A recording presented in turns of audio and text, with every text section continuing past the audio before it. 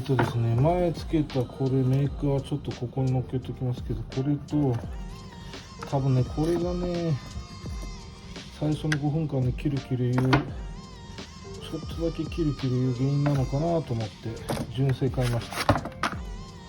本当につくのかな。 17.45 純正 17.45 幅一緒 5.0 ぐらい、厚み 4.9 とか。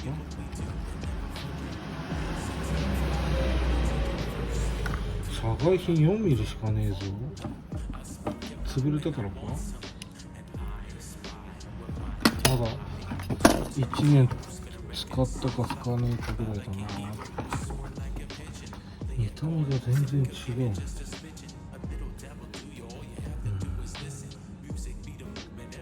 見た目が全然違うやん。リブの数発明合ってるけど、厚みが全然違いますね。こっち 5mm 純正、こっち 4mm。潰れたからか、それとも断面構造的にもこっちは糸が見えるけどこっちはないと。これメーカーどこだったっけ。あ、メイレだこれ。こっちはメイレでこっちが純正ですね。品番は一緒のはずだけど、純正品番書いてあるかな。5PK1175、51175一緒か。5PK1175 一緒だね。でも厚みが違うと。まあとりあえずつけてみるか。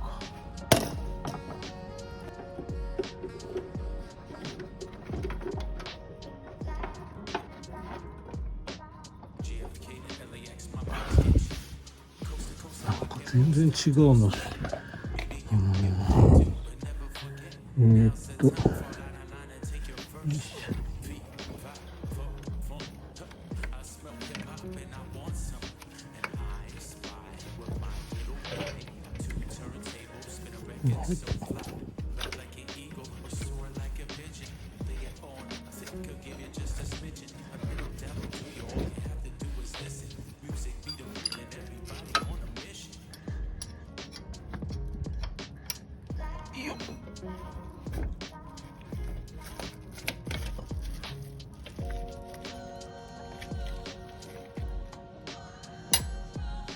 簡単に入るな、純正。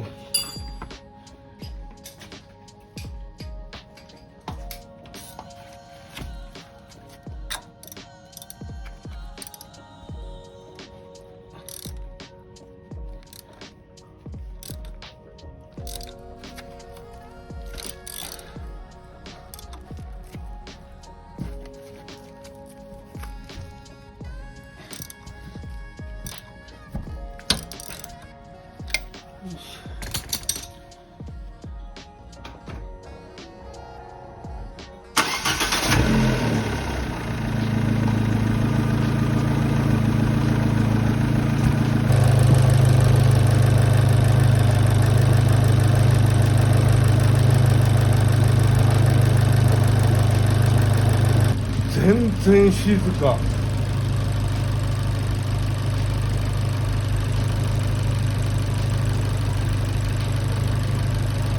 全然静かだわこれ。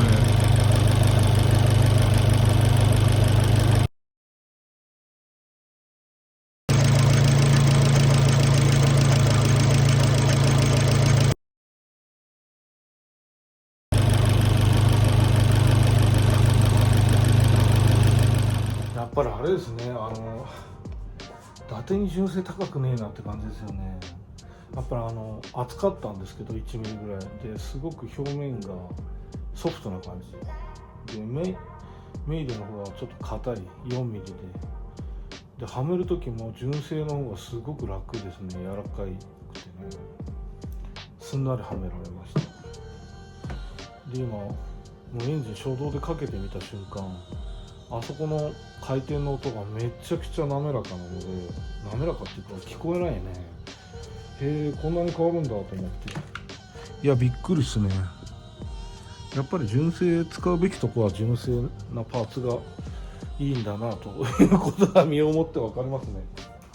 結構ねシャカシャカシャカシャカ言ってたんですよ。このすんごく硬かったんだよね。こう触ってもやっぱ硬いんですよ、ナイロンの。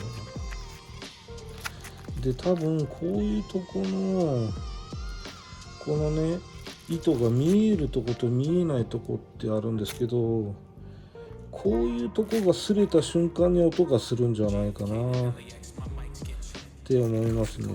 不均一なところがあるんですよね。やっぱ糸が見えてるとこと見えてないとこ、こっちもそう、ゴムで囲われてるとことこう出ちゃってるとこがあるんですけど、って感じでこれゴミです。もうなんかねこう触った時な